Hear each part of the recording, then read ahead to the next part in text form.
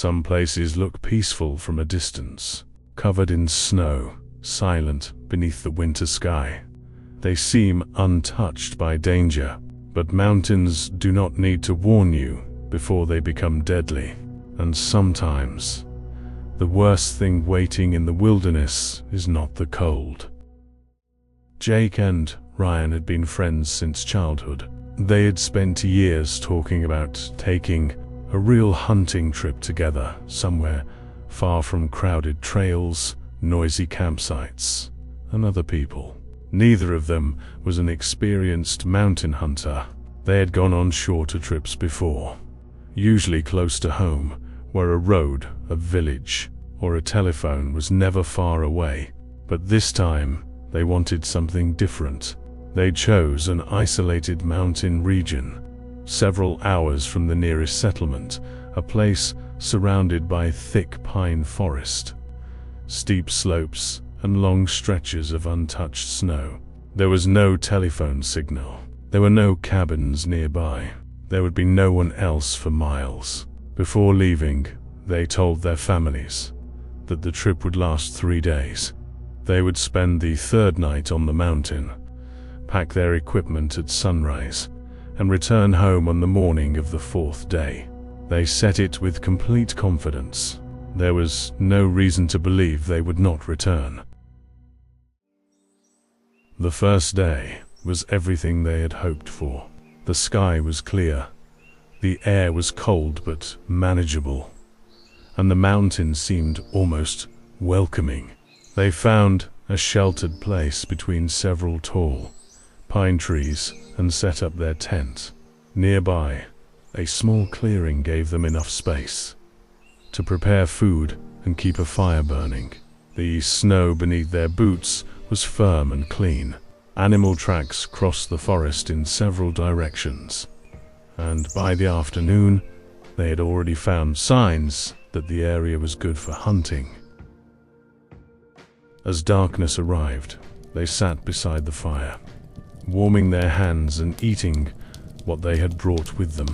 For a while, the only sounds were the crackling flames and the wind moving gently through the trees.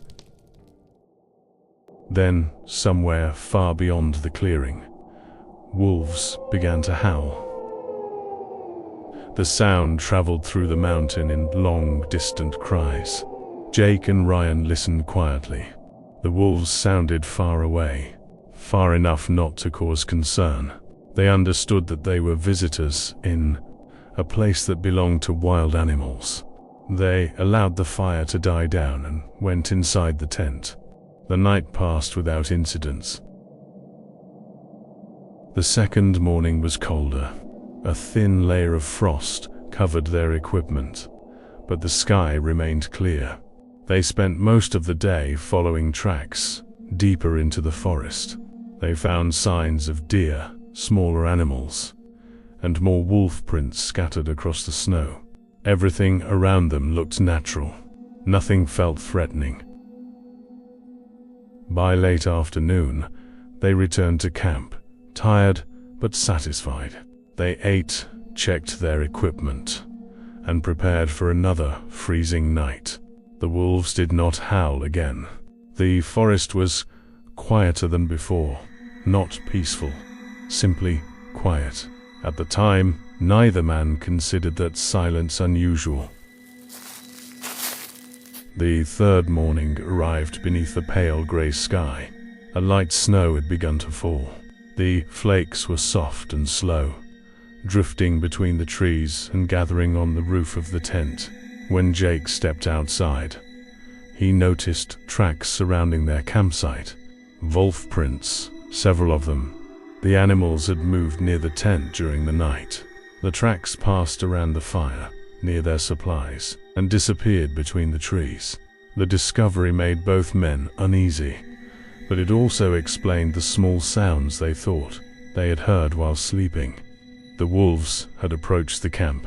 Nothing more. They checked their food and equipment. Nothing had been taken, nothing had been damaged. The men continued with their plans. The snow remained gentle throughout the morning, and they decided there was still no reason to leave early. They had already told their families they would return the following day. By afternoon, however, the sky had become darker. The wind grew stronger. The distant ridges disappeared behind thick clouds. Jake suggested packing some of their equipment before nightfall, but the weather changed faster than either of them expected the moment darkness covered the mountain. The light snowfall became a violent storm. Wind tore through the trees. Snow struck the tent from every direction. The temperature dropped rapidly. Within minutes, the path they had used earlier was completely hidden. Leaving during the night was impossible. They secured the tent, moved their supplies closer, and kept their weapons within reach. For several hours, they listened to the storm. The canvas shook violently above them. Branches crashed together in the darkness. The wind produced long, almost human sounds as it passed through the forest. Then Jake lifted his head. There was another sound outside. At first it was difficult to separate from the storm. A dull pressure against the snow. Then another. Footsteps. They were moving slowly around the tent. These were not the light movements they had heard the previous nights. They were heavier, deep enough to press through the fresh snow. Each step came several seconds after the last. Whatever was outside was moving without urgency. Jake tightened his grip around his rifle.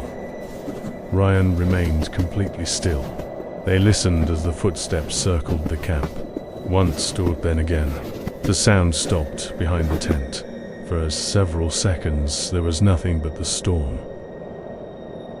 Then something moved through the trees. A branch snapped. Another broke farther away. The noise was too heavy to have been caused by the wind alone. Something large was walking just beyond the clearing. The men did not speak. They did not want their voices to reveal their exact position, even though both of them understood that whatever was outside already knew where they were. The footsteps continued for most of the night. Sometimes they moved near the tent. Sometimes they disappeared into the forest. But they always returned. Neither man slept. Shortly before sunrise, the sounds finally stopped. The storm continued. The world outside the tent had become almost completely white. Jake and Ryan waited until there was enough light to see through the falling snow. They knew they could not remain there. Their supplies were limited, the temperature was still dropping, and the storm could last for days. They began packing quickly. Visibility was poor. The trees closest to the campsite appeared only as dark shapes behind the moving snow. Jake stepped away from the tent to collect equipment they had stored near the edge of the clearing. Ryan remained behind, securing the bags. A few moments passed. Then a scream tore through the storm. It came from Jake. Before Ryan could react, a gunshot exploded somewhere beyond the trees. The sound echoed across the mountain and vanished beneath the wind. Ryan grabbed his rifle and ran towards it. He could barely see more than a few meters ahead. Snow struck his face and filled his eyes. He called Jake's name repeatedly, but there was no answer. Then, through the white chaos, he saw movement. Something enormous was crossing between the trees. It appeared only for a second. A dark shape, cool, heavy, and moving with a speed that did not match its size.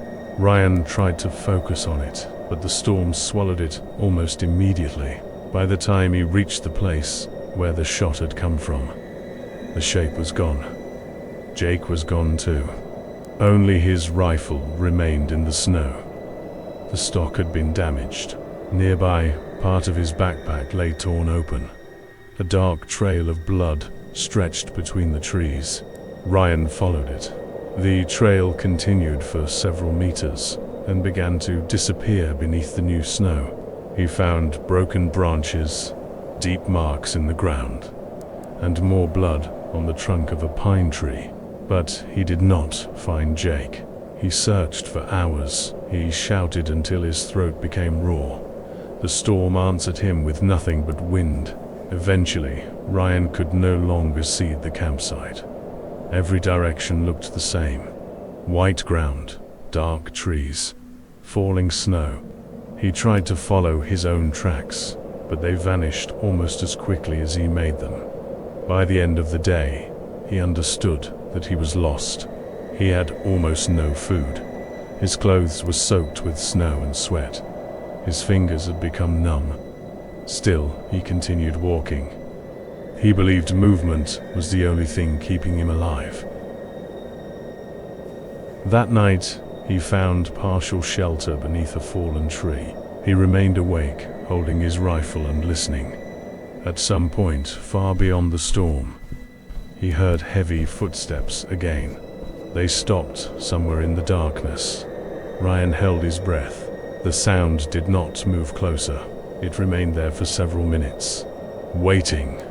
Then it disappeared. The following morning, Ryan tried to continue downhill. He no longer knew whether he was moving towards the road or deeper into the mountain. Storm had erased every familiar landmark.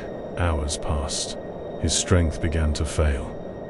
While crossing a steep, snow-covered slope, the ground beneath him collapsed. He fell several meters, striking rocks and broken branches before landing at the bottom of a narrow ravine. Pain spread through his side and left leg. When he tried to stand, his body refused. He had injured himself badly.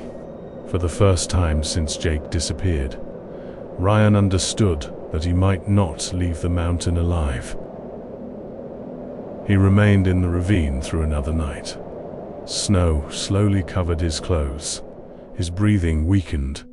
At times he believed he could hear someone moving above him. He could not tell whether it was real. He no longer knew how many hours had passed.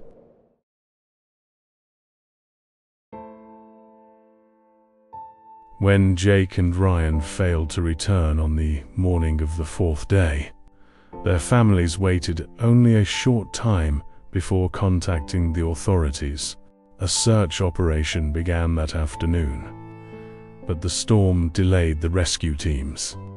Roads were blocked. Visibility remained dangerously low. 2 more days passed before conditions improved enough for the teams to move deeper into the mountain. They found the campsite first. A tent was partially buried. Supplies were scattered across the clearing. Wolf prints surrounded the area, but many other marks had been destroyed by the storm. The search continued. Several hours later, one of the rescue teams discovered Ryan at the bottom of the ravine. He was unconscious. His body temperature was dangerously low. His leg was badly injured, and there was blood on his face and clothing. At first, the rescuers believed he was dead. Then one of them noticed that he was still breathing. Ryan was carried from the mountain and taken to a hospital. He remained there for several weeks. When he finally became strong enough to speak, investigators asked him what had happened to Jake. Ryan described the storm, the scream, the gunshot, the blood, and the dark shape moving between the trees. They asked whether it had been a bear. Ryan remained silent for a long time. Then he gave them the only answer he would ever provide. It was not an animal.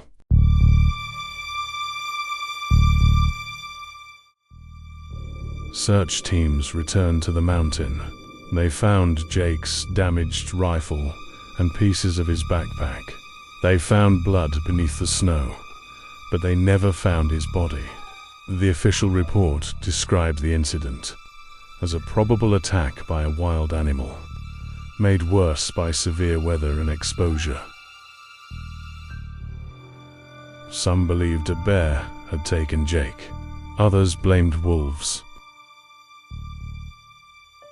Ryan never returned to the mountain. He refused every interview. He never spoke publicly about what he saw, and long after the case was closed. One detail continued to trouble the rescuers who found him. There were no tracks leading into the ravine where Ryan had fallen, except his own. But on the ridge above him, almost hidden beneath the snow, they found a second trail. Large, deep, and moving in circles around the place where he had spent his final night. The mountain kept whatever took Jake. And perhaps, for reasons no one could understand, it chose to leave Ryan alive.